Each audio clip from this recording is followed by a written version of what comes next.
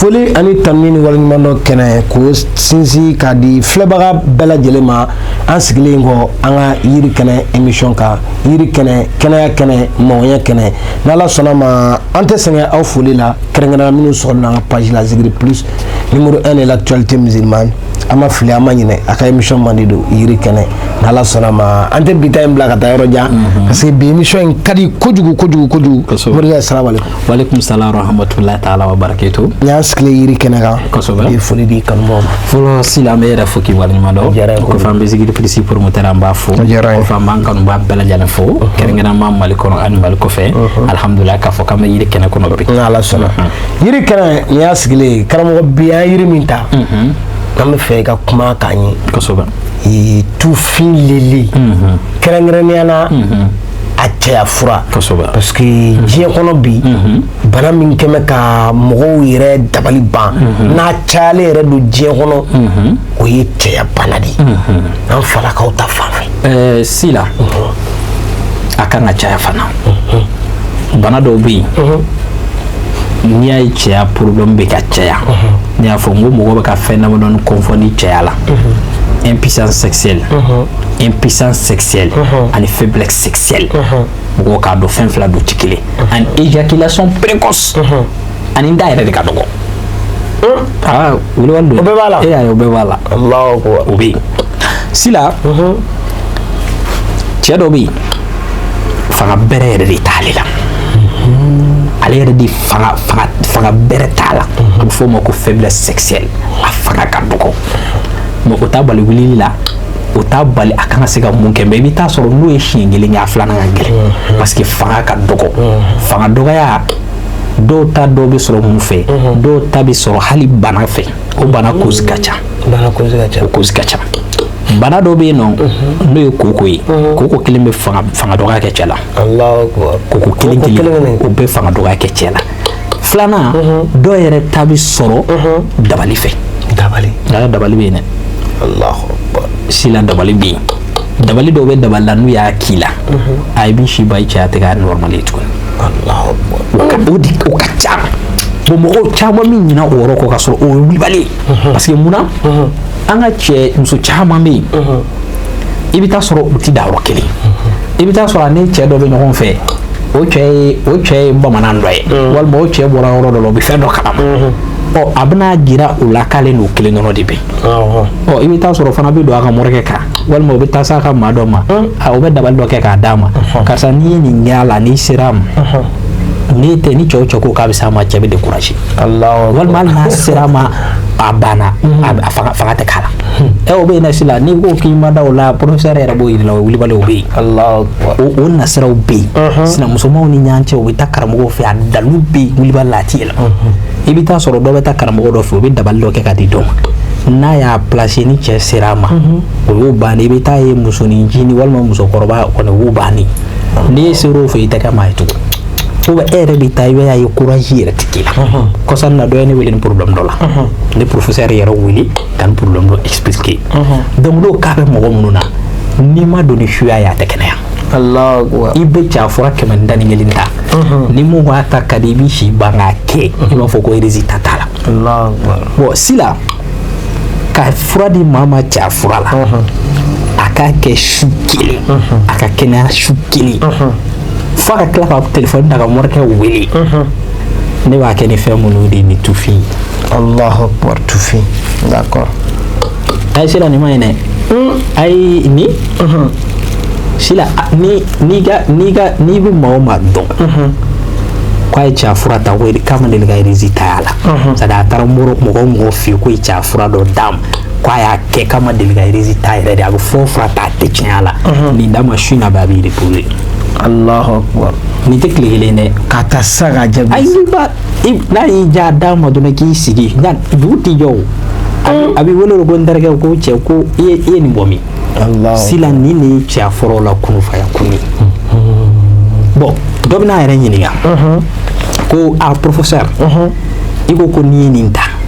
a kɛra fanga dɔgɔya ye o a kɛra mun bɛ da siɲɛ kelen ma o tɛ se ka filanan kɛ o walima donnikɔrɔnin bɛ mun na mun ka teli e ko nin ye kabako ye n'i ye nin kɛ sisan ko a su bɛɛ k'i b'a jaabi est-ce que a bɛ da o su kelen de ma wa walima mun de bɛ yen Sila nin ye traitement complet di Allahu Akbar a su kelen ye jumɛn ye bamananw ko ten ko su o su bɛ ja ko bɛ dɔ tilengan fɛ nin mun filɛ nin ye nin y'a wusulama di nin wusula in wusula ayi a tɛ min a tɛ dun Sila nin ti a tɛ ko nin ti min nin ti dun nin ti ko Allahu Akbar nin ye n bɛna kabako jira kɔɲɔmuso la wa kabako don fana koyi k'a fɔ k'a bi i y'a ta i y'a utiliser k'a bi n'i bɔti a ti bɔti professeur bɛ n'o traitement kɛcogo f'i ye ok ni mɔgɔ min bɛ ko fanga dɔgɔya b'i la Sila wusucogo bɛ na m'a ɲɛ f'i ye n'i y'a wusu tile 3 k'o sɔrɔ a jɔ ka n'a wusu tugun ka to ɲɔgɔn na su 3 ne de b'a kɛcogo f'i ye Allahu Akbar wa a su o su i bɛ professeur wele ko tiɲɛna ko professeur ko nin ko madame yɛrɛ bɛ k'a ɲininka ko dɔ la wa n'a y'i bila ten a tɛ wuli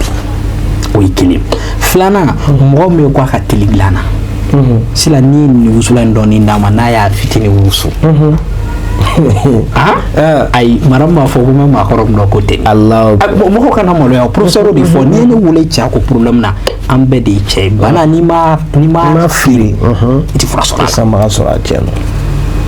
ni cɛ fura minnu filɛ nin ye anw y'a a recherche de kɛ ka taa an bolo d'a kisɛw kan k'a ye k'a fɔ nkalon t'a la fiyewu n'i y'a kɛ i bɛ taa sɔrɔ o don Sila i b'a dɔn n'i ma ko dɔnni bɛɛ la fɛn bɛɛ nkalon bɛ se ka d'a ma a la k'a fɔ ko n m'a d'i ma i yɛrɛ k'a kɔrɔbɔ su kelen ni mun bɔra a la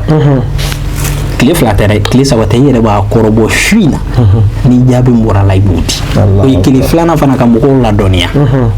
k'a fɔ ko i bɛna kɛ su kelen mun na n'o ye bi su in na mun ye ko n'i y'a kɛ ko est-ce que fura in dan tɛ y'a utiliser a bɛna effet dɔ de k'i la ni su in na tɛmɛna dɔrɔn a b'i bila o tɛ dɛ